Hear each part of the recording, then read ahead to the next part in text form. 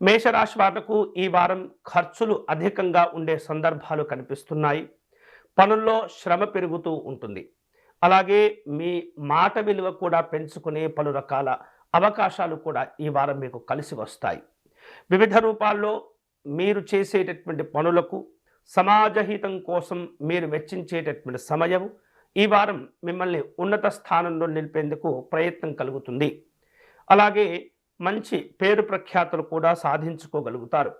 ఆర్థికంగా ఉన్నతపరమైనటువంటి లక్ష్యాలను ఏర్పాటు చేసుకుని వాటిని సాధించుకునేందుకు కష్టపడటం, తీవ్రంగా శ్రమించే అవకాశాలు ఉంటున్నాయి. అలాగే ఈ వారం మీ యొక్క పట్టుదల వలన కొంత నగదు రూపంలో కానీ నగల రూపంలో కానీ పొదుపును చేసుకునేటటువంటి అవకాశాలు ఉన్నాయి.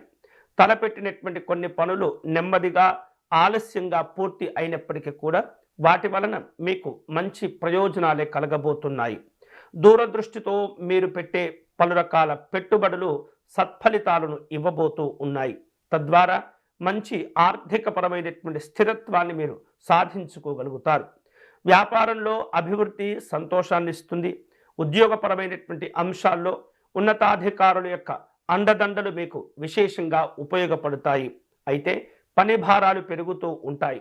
పని భారాలు పెరిగినప్పటికీ కూడా మీరు కష్టపడి పనిచేయటం ద్వారా విశేషమైనటువంటి నమ్మకాలు, చక్కనైనటువంటి బాధ్యతలు కూడా మీకు అప్పచెపుతూ ఉంటారు.